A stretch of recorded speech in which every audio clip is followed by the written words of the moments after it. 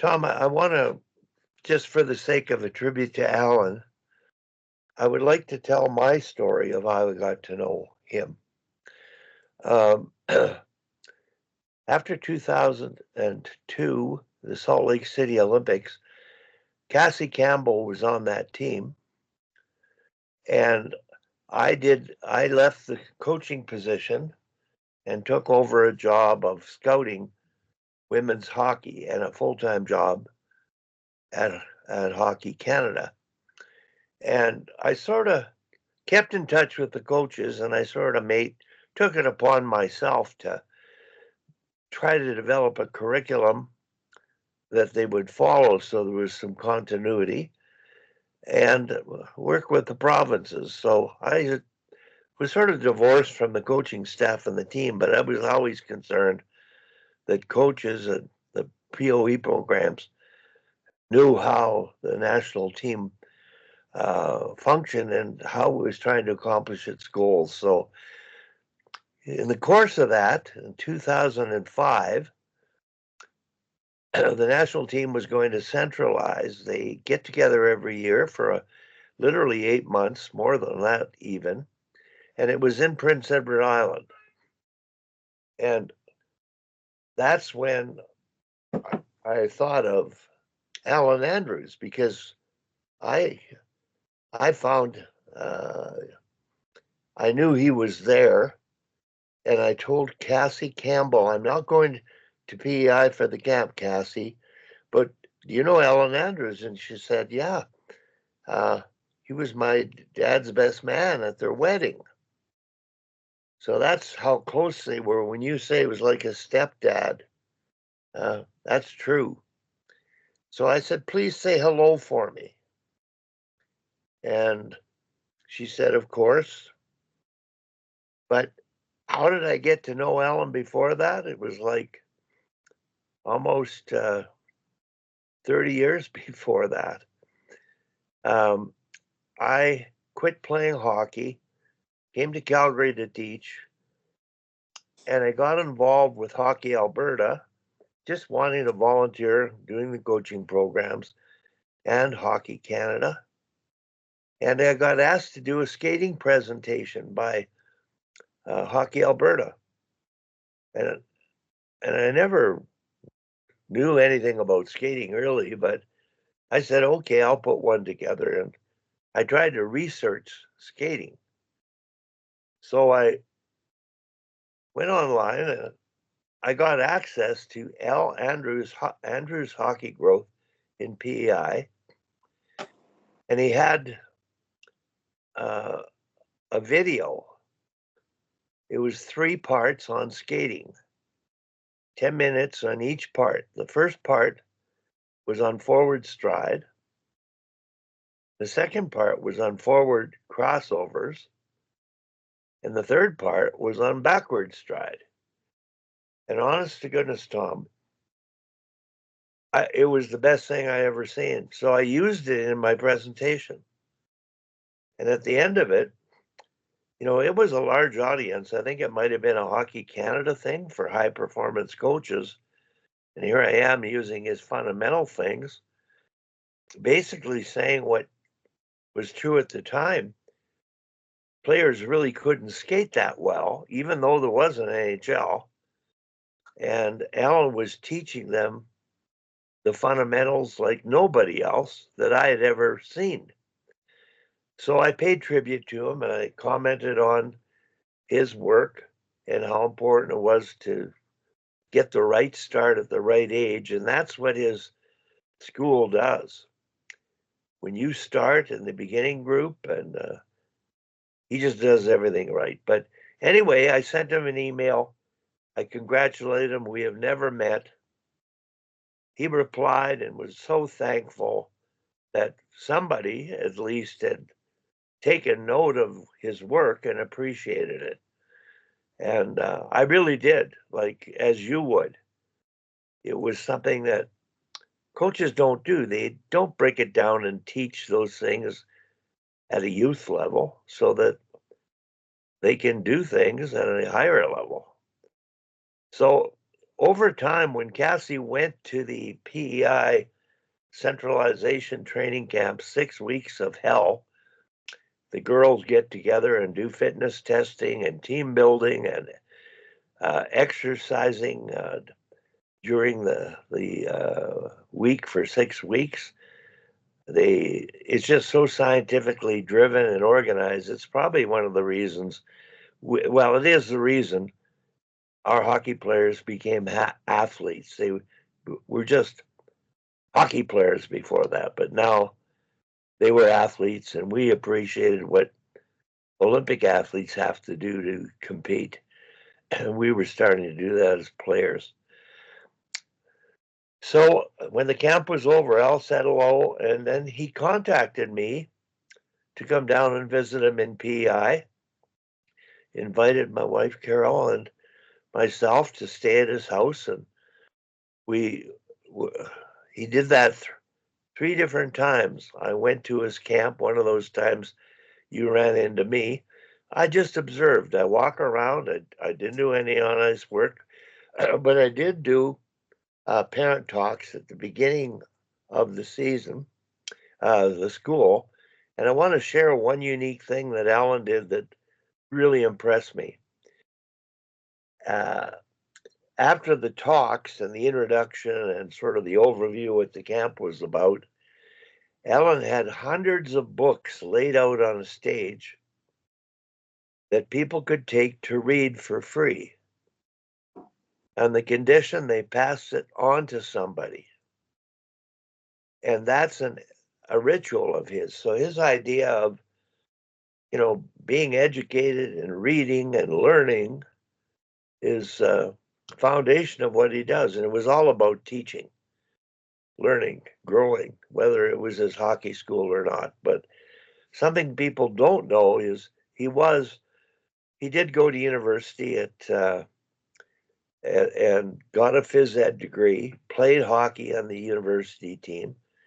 And when he was done, this is before he got involved in hockey schools, he started taking coach education. He got a job teaching school, much like you and I, and he started coaching hockey at the same time. And he started, like myself, taking all those courses. And it just happened that was the era where the courses involved breaking down skill and building up skill, analyzing skill, and teaching skill. And he's worked with the founders and the researchers of the time. So that's why he's got this grassroots background. And he got frustrated with teaching. He took a job to work with the government, and he created some pretty unique programs for needy kids. He created a program for actually inmates in terms of getting their lives on track. And Allan is a devout Christian. Every time I visited, I went to church with him. Never missed it. He was that kind of a man. He walked the talk religiously. And everything he did had that foundational base of doing good and just growing people up the right way. And eventually he started his own hockey school. His hockey school grew and expanded. He always struggled to gain the appreciation, much like yourself and myself, but him more so. With Hockey Prince Edward Island, they just didn't take any of what he was wanting to share for free to heart. He offered the skating programs and coach education, what he was doing. And he really wasn't on the radar for Hockey Canada development. So he was sort of out in left field, and I'm not saying blackballed, I'm just saying not utilized.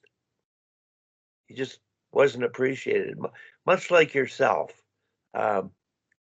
You're ahead of the time in your thinking, and Al was ahead of the time in terms of teaching and breaking down skills, because in the Dave King era, when I got fortunately to be involved with Dave in Hockey Canada. Teaching skills was the foundation to developing tactical skills to play game situations, and it bridged that gap for me. So anyway, over the years, I visited Al many times at his school, spoke to classroom sessions, large audiences about the good of the game, and we talked hockey and what hockey could do for people. His classroom sessions were really character development sessions. They were amazing. Nothing to do with X's and O's and that kind of thing. It just he has leadership PowerPoints out that the kids do. He's done so much unique work with his spring hockey players that he's coached. Besides teaching them how to skate and handle a puck, play and think the game, he taught them to think, and he would prescribe reading. And he had a lot of John Maxwell's books. He had a simple one that he gave them. They had to read a chapter and do a book report and get up and speak about that chapter. That was one of his rituals. And over the years, he exchanged to me the one-page summary of the chapter of a 10-year-old, a number of times, different 10-year-olds, and how they interpreted things. And one of the things that resonates with me that I want to bring up now is he asked the kids, what is a habit? And one of the kids came up with something that sort of hit the nail on the head.